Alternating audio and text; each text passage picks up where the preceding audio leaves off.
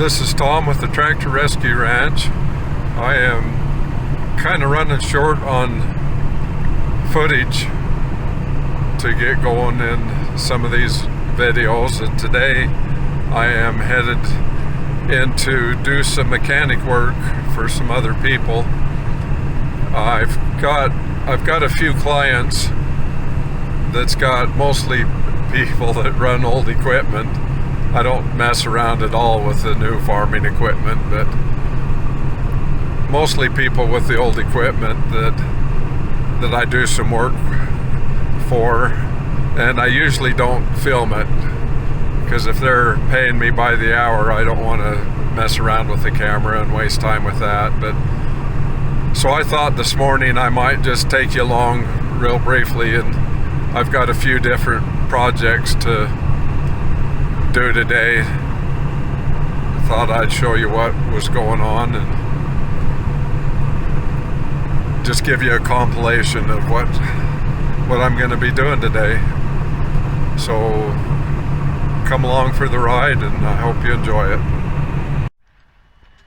So the first thing I'm going to be messing with here is this little Mini X 325 Bobcat, and what I've got to do on this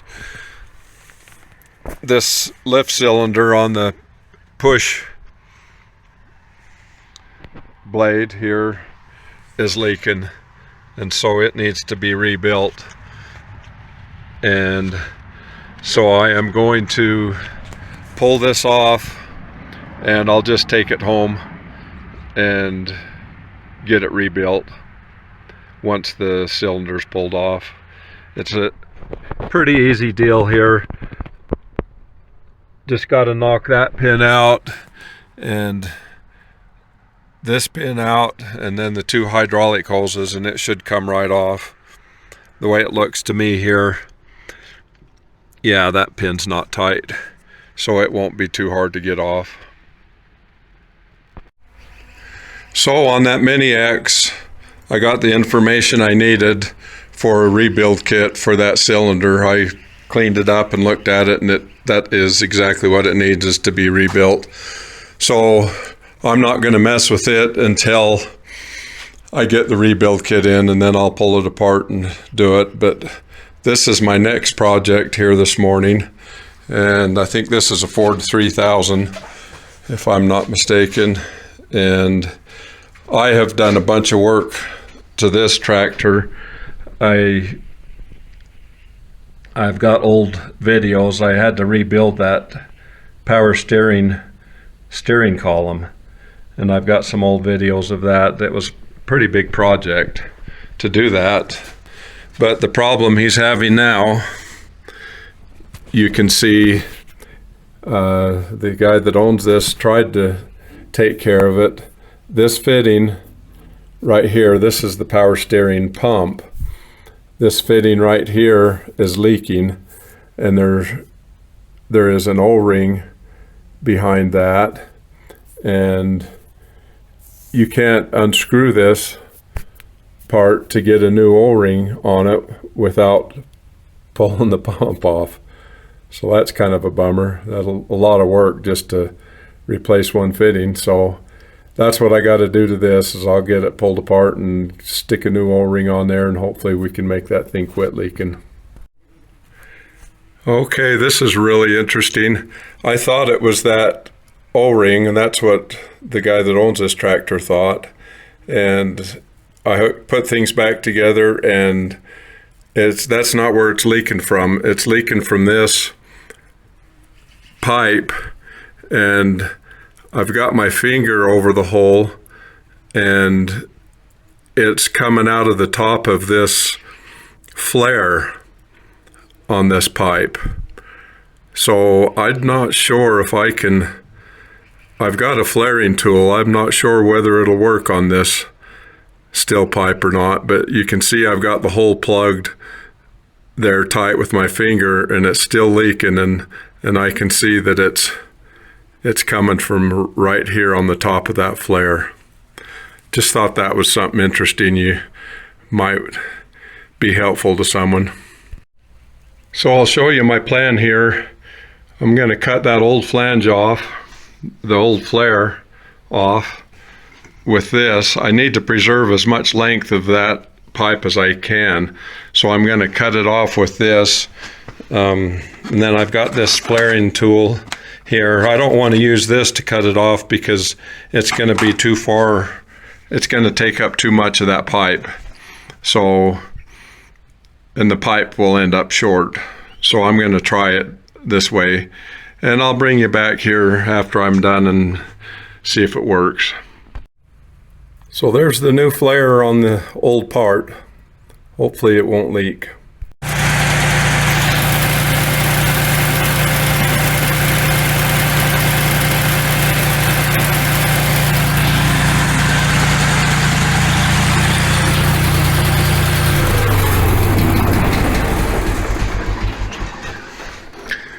Well, it worked. That sure saved a lot of effort. Back up and running for him. So this is my third project for the day. This backhoe, John Deere fan belt on it.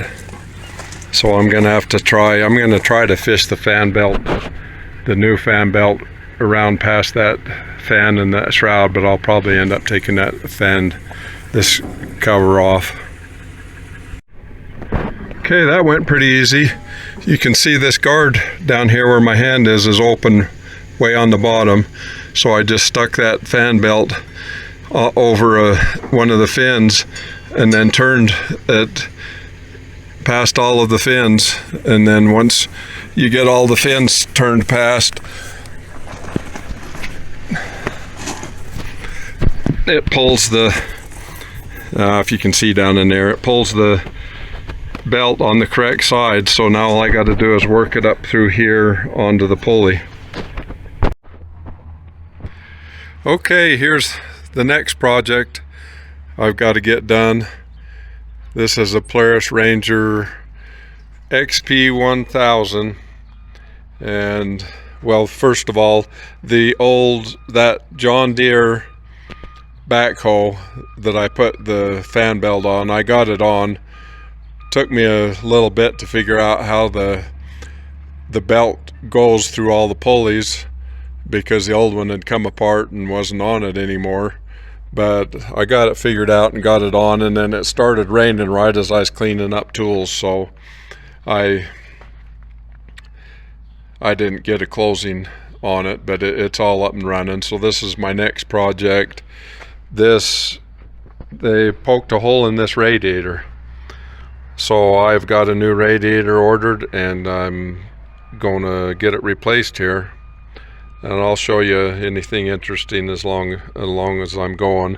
I'm not a Polaris mechanic, so I'm not going to do a how-to video with it, and there are a few up there on YouTube. I found them kind of inadequate, but we'll just go on from here.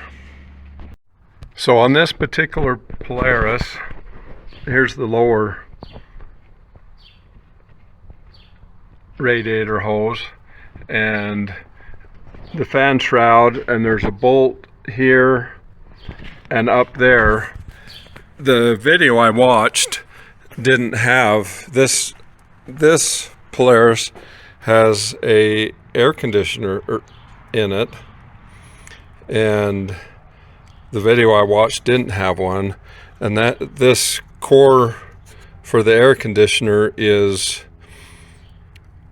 tied into this whole setup with the fan shroud. So there's two bolts on either side to pull that off, and so I'm hoping I've got this upper radiator hose off and then the overfill hose off, so I'm hoping that this will all pull out of here, because I don't want to mess with that air conditioner core and lose the charge in it. So I've got that side all undone, and I'm not sure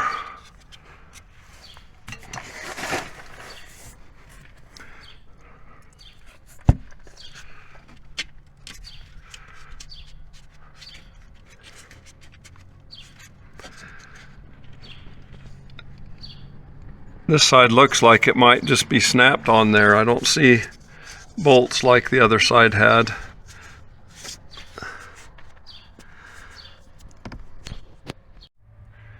So I got it out. Wasn't too bad. With the bolts off of that were bolting up the radiator for the air conditioning, and the bolts off, you can see right here there's 4 bolts into the radiator for the fan shroud. With them all off, what I had to do on the bottom end, you've got that bung there for the bottom radiator hose, and so what I had to do is I just pried back this plastic shroud so that it would come up through there, and it just pulls straight up. So that's really all that it's about. Right there you can see is where it was leaking. I don't know what happened there. Got poked by a stick or something. We don't have any that likely could have been fixed by a radiator shop, but we don't have any radiator shops around here that are anywhere near us. The only one that I know of is down in Salt Lake City. And so by the time you take a trip down to leave it and a trip back to go get it and everything, this situation, it was just better just to replace the radiator. Okay, got the new radiator in. Everything is back together and no more leaks. That's what we're after here. So this one video I watched, they pulled this whole panel out and pulled the fenders back, and the particular one they were working on had a grill that they pulled off, but I found that was not necessary. I was able to pull these mounts off, and this probably is different between whichever machine you have, but I pulled these mounts off and this piece of plastic flipped up, and then I was able to work with it and pull it up out, so it worked fine that way. So thanks for coming along with this abbreviated video of some of the way that I spend all my time. And I have one more job here, and that is to rebuild that cylinder, that lift cylinder on the blade on the Bobcat Mini X, and I don't have the parts for it. And then I've got another job that's not real time sensitive. I need to do a 12 volt conversion for a 9N tractor, and so those are the only 2 paying jobs I've got left on the book. So I'm glad to be getting a lot of this stuff caught up. So thanks for watching, and please like and subscribe.